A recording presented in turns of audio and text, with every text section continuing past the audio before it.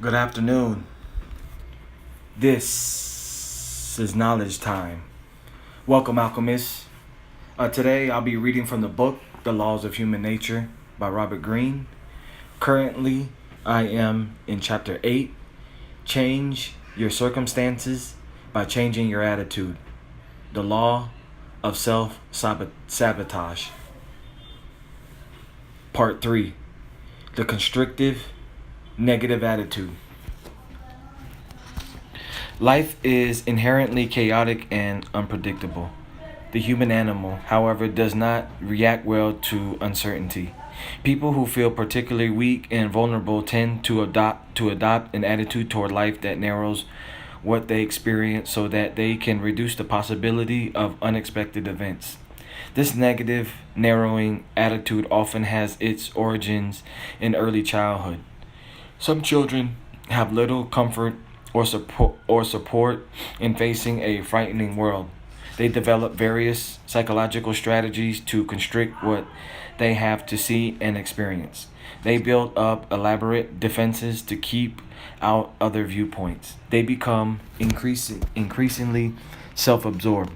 In most situations, they come to expect bad things to happen, and their goals in life revolve around anticipating and neutralizing bad experiences to better control them.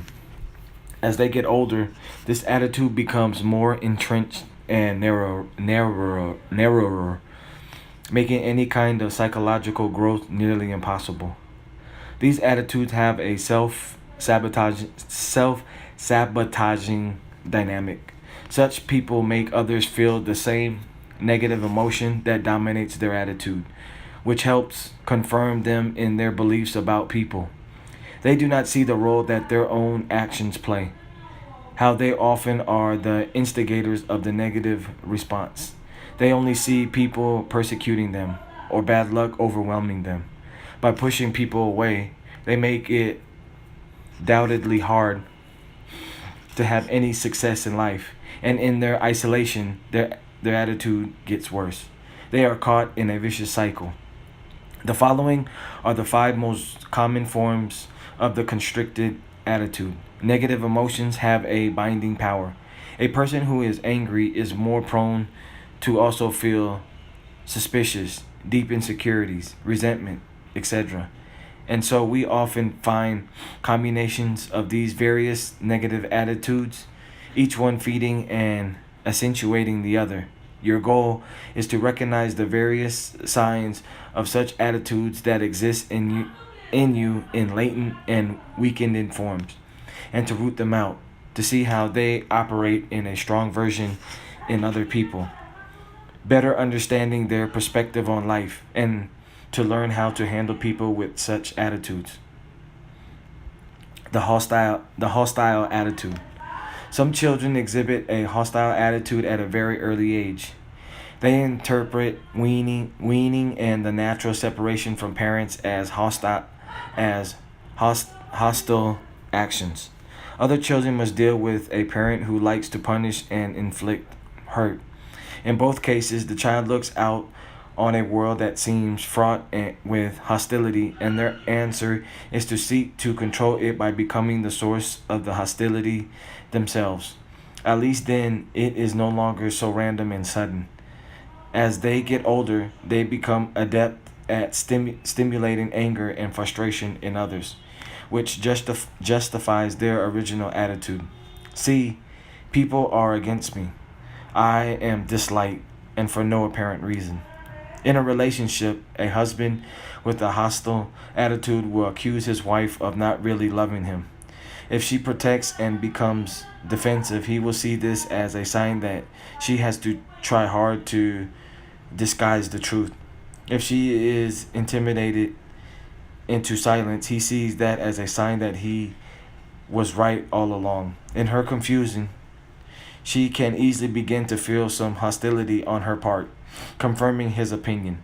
People with this attitude have many other subtle tricks up their sleeve for provoking the hostility they secretly want to feel directed at them, withdrawing their cooperation on a project at just the wrong moment, constantly being late, doing a poor job, deliberately making an unfavorable first impression.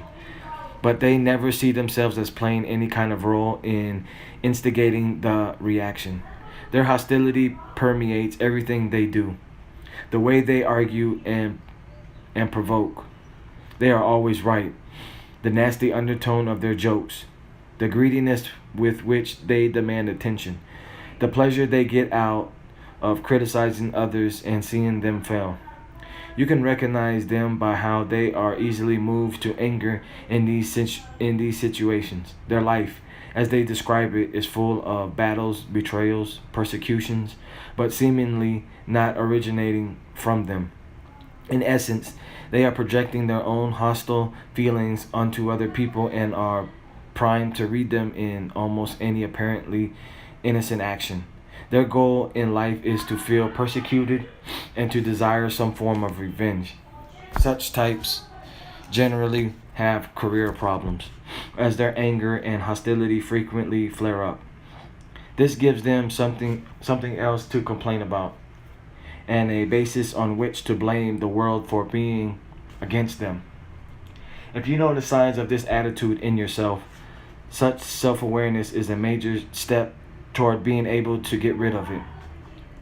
You can also try a simple experiment. Approach people you are meeting for the first time or only know peripherally with various positive thoughts. I like them, they seem smart, etc. None of this is verbalized, but you do your best to feel such emotions. If they respond with something hostile or defensive, then perhaps the world is truly against you. More than likely, you will not see anything that could be remotely construed as negative. In fact, you will see the opposite clearly. Then the source of any hostile response is you. In dealing with the extremes of this type, struggle as best you can to not respond with the antagonism they expect. Maintain your neutrality. This will confound them and temporarily put a stop to the game they are playing. They feed off your hostility, so do not give them fuel. The anxious attitude. These types anticipate all kinds of obstacles and difficulties in any situation they face. With people, they often expect some sort of criticism or even betrayal. All of this stimulates unusual amounts of anxiety before the fact. What they really fear is losing control of the situation. Their solution is to limit what can possibly happen, to narrow the world they deal with. This means limiting where they go and what they'll attempt. In a relationship, they will subtly dominate the domestic rituals and habits. They will seem brittle and demand extra careful attention. This will dissuade people from criticizing them. Everything must be on their terms. At work, they will be furious, ferocious perfectionists and micromanagers, eventually sabotaging themselves by trying to keep on top of too many things. Once outside their comfort zone, the home or the relationship they dominate, they become unusually fretful. Sometimes they can disguise their need for control as a form of love and concern. When Franklin Roosevelt came down with polio in 1921 at the age of 39, his mother, did all she could Sarah did all she could to restrict his life and keep him to one room in the house. He would have to give up his political career and surrender to her care. Franklin's wife, Eleanor, knew him better. What he wanted and needed was to slowly get back to something resembling his old life. It became a battle between the mother and the daughter-in-law that Eleanor eventually won. The mother was able to disguise her anxious attitude and need to dominate her son through her apparent love, transforming him into a helpless invalid.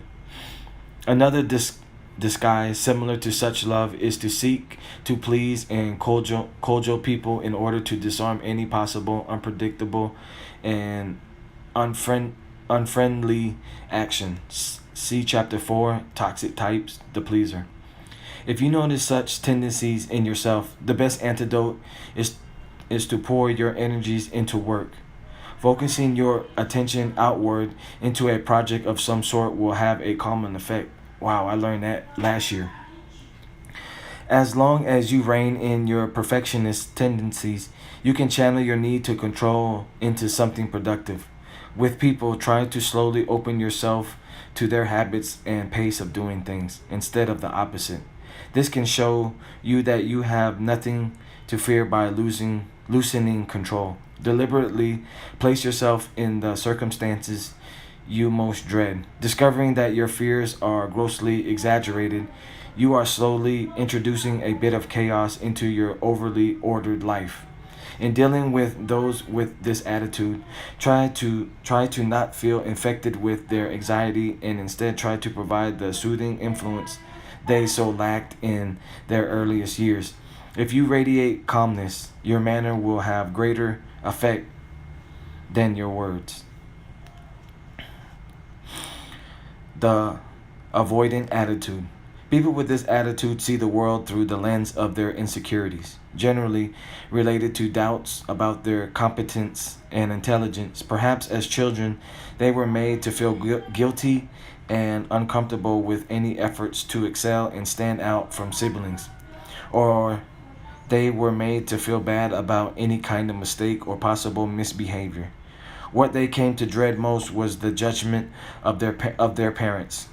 As these people get older, their main goal in life is to avoid any kind of responsibility or challenge in which their self-esteem might be a stake and for which they can be judged. If they do not try too hard in life, they cannot fail or be criticized.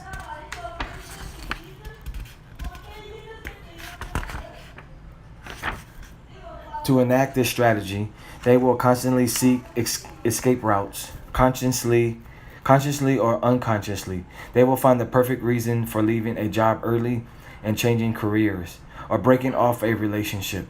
In the middle of some high stakes project, they will suddenly develop an illness that will cause them to leave. They are prone to all kinds of psychosomatic maladies, or they become alcoholics, addicts of some sort, always falling off the wagon at the right time, but blaming this on the disease they have and their bad upbringing that caused their addiction. If it weren't for alcohol, they couldn't have been a great writer or entrepreneur, so they say. Other strategies will include wasting time and starting too late on something, always with some built-in excuse for why that happened. They then cannot be blamed for the mediocre results. These types find it hard to commit to anything for a good reason. If they remain at a job or in a relationship, their flaws might become too apparent to others. Better to slip away at the right moment and maintain the illusion to themselves and to others of their possible greatness, if only. Although they are generally motivated by the great fear of failing and the judgments that ensue, they are also secretly afraid of success. For with success come responsibilities and the need to live up to them. Success might also trigger their early fears about standing out and excelling. You can easily recognize such people by their checkered careers and their short-term personal relationships. They may try to disguise the source of their problems by seeming saintly. They look down on success and people who have to prove themselves. Often they will present themselves as noble idealists, pro- propag- propagating propagating ideas that will never come to pass, but that will add to the saintly aura they wish to project. Having to enact ideas might expose them to criticism or failure. So they choose those that are too lofty and unrealistic for the times they live in. Do not be fooled by the holier than thou front they present. Look at their actions. the lack of accomplishments, the great projects they never start on, always with a good excuse.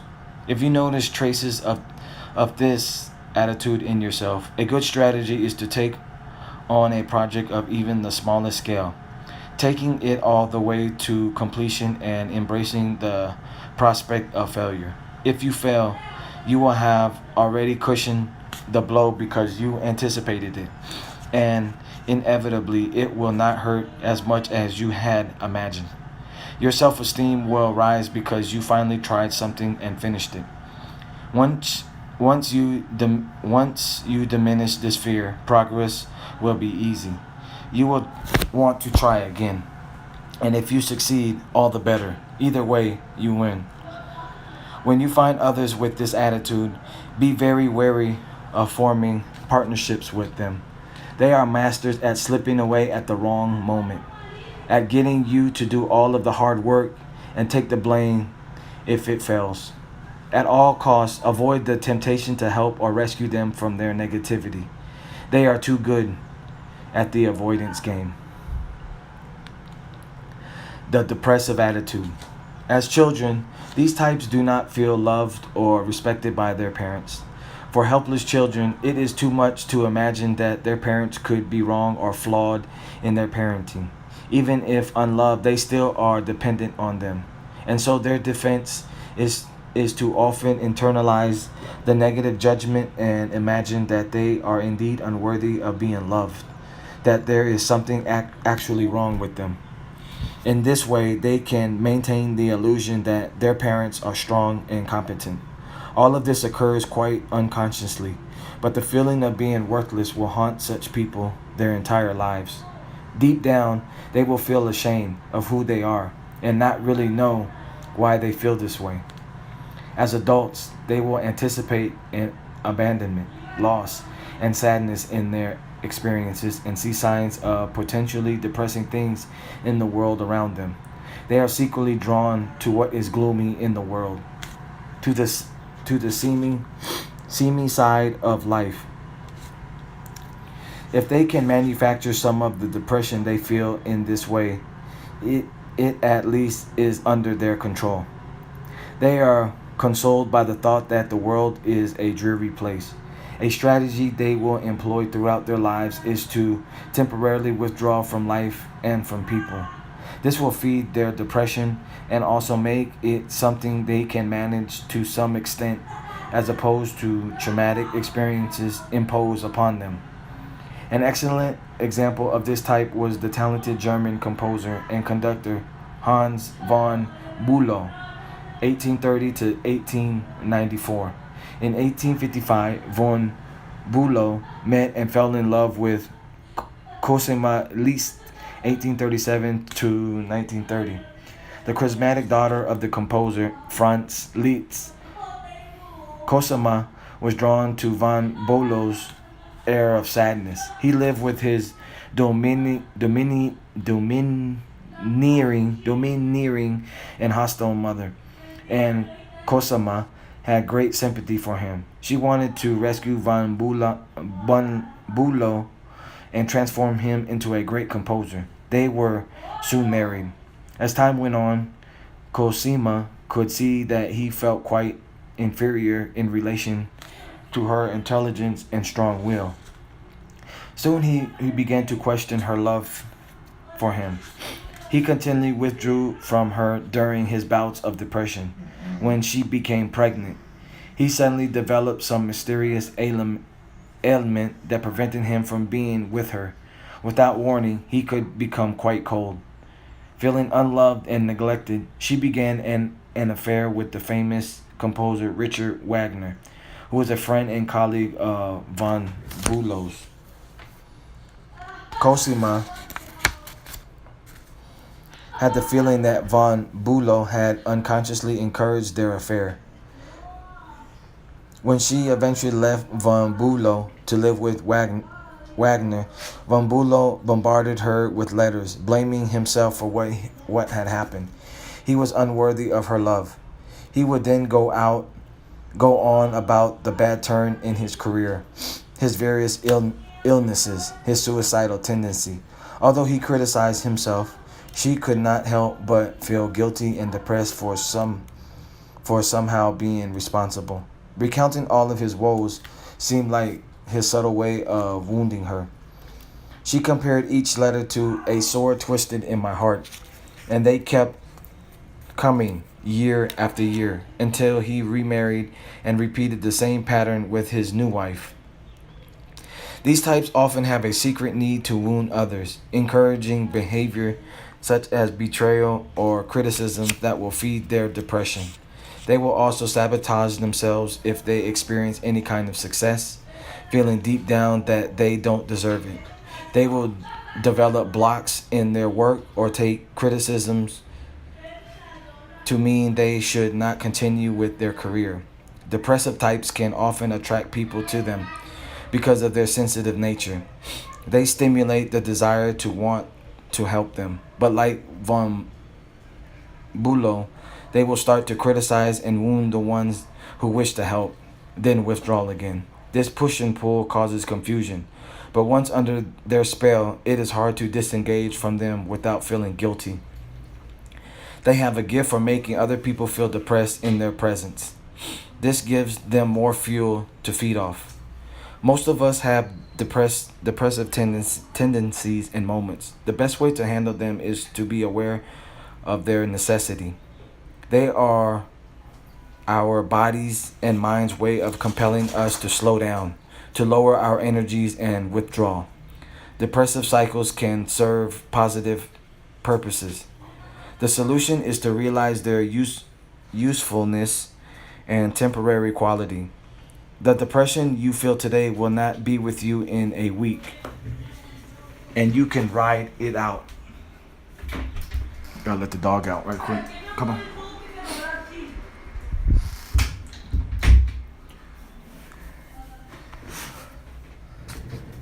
If possible, find ways to elevate your energy level, which will physically help lift you out of the mood. The best way to handle recurrent depression is to channel your energies into work, especially the arts. You are used to withdrawing and being alone. Use such time to tap into your unconscious. Externalize your unusual sensitivity and your dark feelings into the work itself. Never try to lift up depressive people by preaching to them about the wonderfulness of life. Instead, it is best to go along with their gloomy opinion of the world while subtly drawing them into positive experiences that can elevate their moods and energy without any direct appeal. The resentful attitude. As children, these types never felt they got enough parental love and affection. They were always greedy for more attention. They carried this sense of dissatisfaction and disappointment with them throughout their lives. They are never quite getting the recognition they deserve. They are experts at scanning people's faces for signs of possible disrespect or disdain. They see everything in relation to themselves. If someone has more than they do, it is a sign of injustice, a personal affront. When they feel this lack of respect and recognition, they do not explode in anger. They are generally cautious and like to control their emotions. Instead, the hurt incubates inside them, the sense of injustice growing stronger as they reflect on this. They do not easily forget. At some point, they will take their revenge in some shrewdly plotted act of sabotage or passive aggression.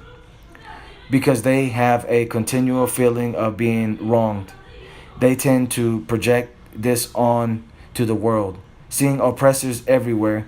In this way, they often become the leader of those who feel disaffected and oppressed.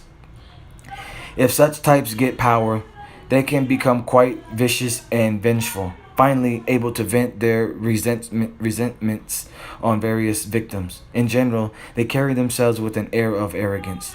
They are above others even if no one recognizes them. They carry their head a little too high. They frequently have a slight smirk or look of disdain. As they get older, they are prone to pick petty battles. Unable to completely contain their resentments that have accumulated over time, their bitter attitude pushes a lot of people away, and so they often end up congregating with others who have this attitude as their form of community. The Roman Emperor Tiberius, 42 BC to AD 37, is perhaps the most classic example of this story of this type. As a child, his tutor noticed something wrong with the boy. He is a picture molded with blonde with he is a picture molded with blood and bile. The tutor once wrote to a friend. The writer Suetonius, who knew Tiberius, described him as follows. He carried himself with his head held proudly high. He was almost always silent, never saying a word except now and again. And even then he did so with extreme reluctance, at the same time always making a disdainful gesture with his fingers. Emperor Augustus, his stepfather, had to continually apologize to the Senate for his displeasing manners, full of haughtiness. Tiberius hated his mother. She never loved him enough. He never felt appreciated by Augustus or his soldiers or the Roman people. When he became emperor, he slowly and methodically took revenge on those who he felt had slighted him. And such revenge would be cold and cruel. As he got older, he became increasingly unpopular. His enemies were legion. Feeling the hatred of his subjects, he retired to the island of Capri, where he spent the last 11 years of his reign almost completely avoiding Rome. He was known to repeat to others in his last years, "After me, let fire destroy the earth."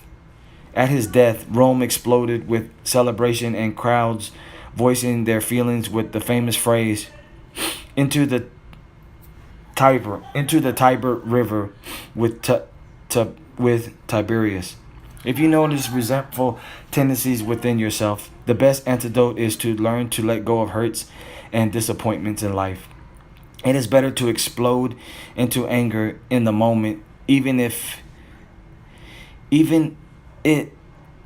it's irrational, than to stew on slights that you have probably hallucinated or exaggerated. People are generally indifferent to your fate, not as antagonistic as you imagine.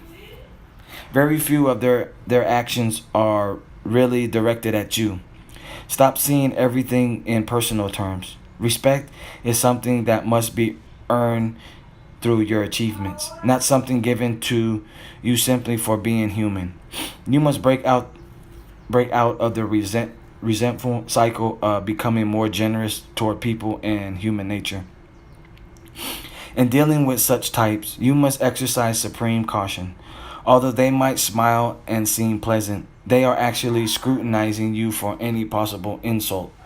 You can recognize them by their history of past battles and sudden breaks with people, as well as how easily they judge others. You might try to slowly gain their trust and lower their suspicions, but be aware that the longer you are around them, the more fuel you will give them for something to resent, and their response can be quite vicious. Better to avoid this type if possible.